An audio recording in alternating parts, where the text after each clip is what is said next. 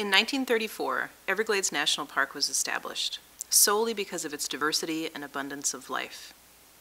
And it was expanded again in 1947. Ironically, the same year massive canal building projects began carving and diverting the natural flow of water away from the park. Most of Florida's residents are unaware that the Everglades provides the drinking water for 1/3 of the state. Unfortunately, South Florida's natural water supply is in danger of being lost.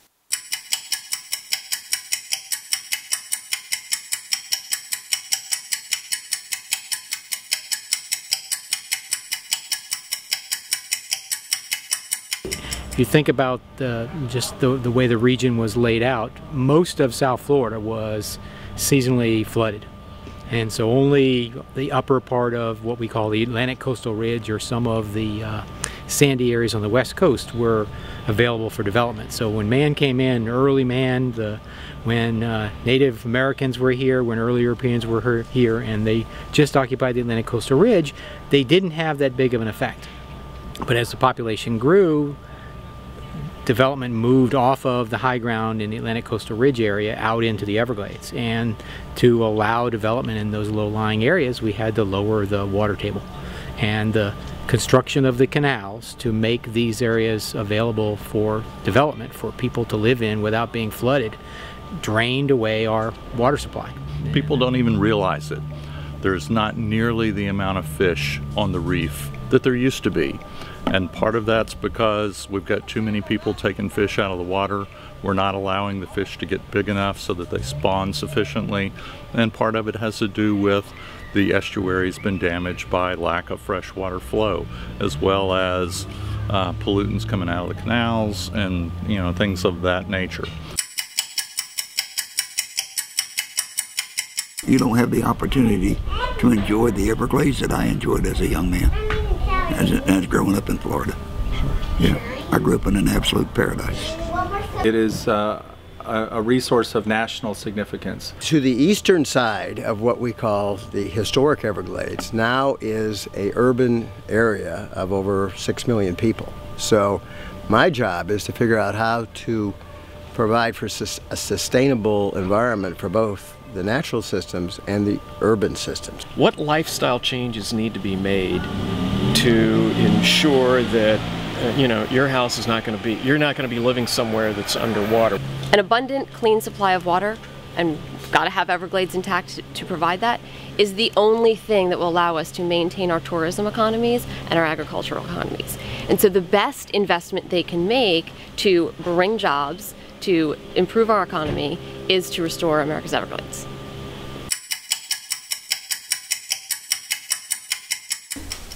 This map of Everglades National Park provides a great illustration of some of the problems that are trying to be solved in the Everglades, in that here is Everglades National Park. You can see the boundary, the north boundary. There's Florida Bay at the south end. But the Everglades that are north of the national park are walled off by big levees, and water here is much deeper. It's impounded, it's backed up, it's not free-flowing.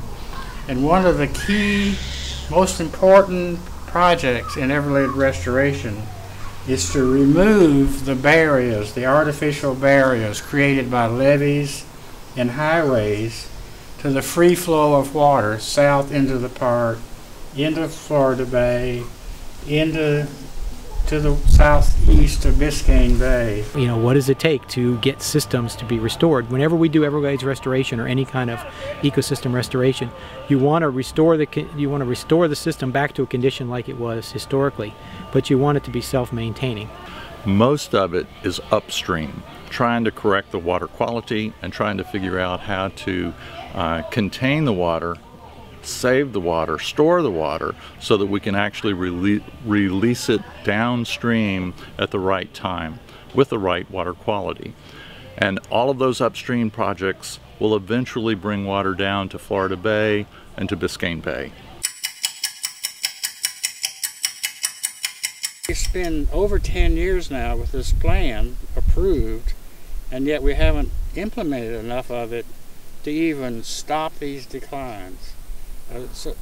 there needs to be a much greater sense of urgency.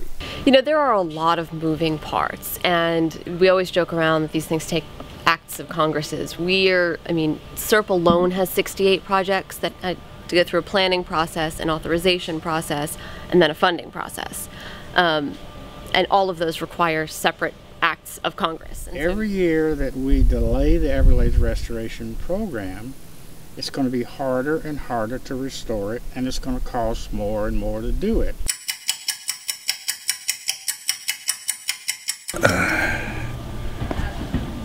They can never restore the Everglades because there's too many different agendas involved. There's a fundamental problem in looking at the national park lands, at public lands generally, that were purchased and protected for future generations, and then making them accessible for private corporations to turn a profit.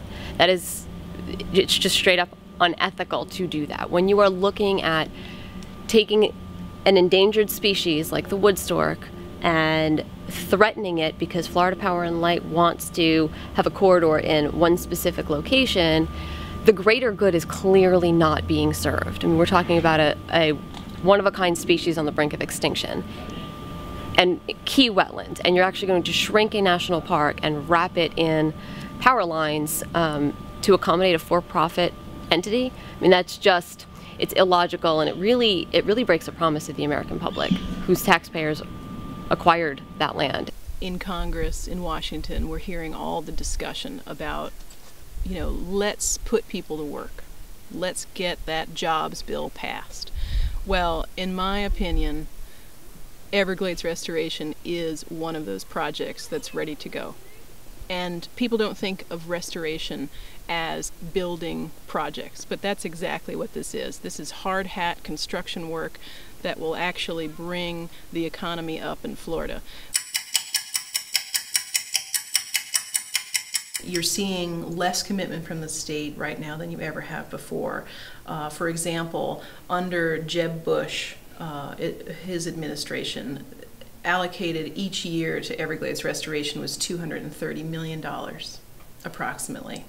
And right now, under our current administration, Rick Scott's administration, we saw last year $17 million only in our budget on the state side. Is that because there is a 50-50 cost share agreement, a legal agreement between the state of Florida and the federal government about how this restoration program will be implemented, when the state substantially reduces the amount of money they're spending on the project, it creates a barrier for federal spending. The federal cannot outspend the state, so it almost forces the federal government to spend less also.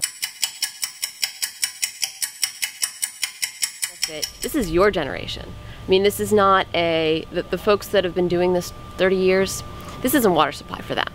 This is water supply for families of the next generation who you guys need to be fighting for it now, because it will be too late by the time, you know, your family comes around to start the battle, and you don't have it to spare if you want to make Florida a home.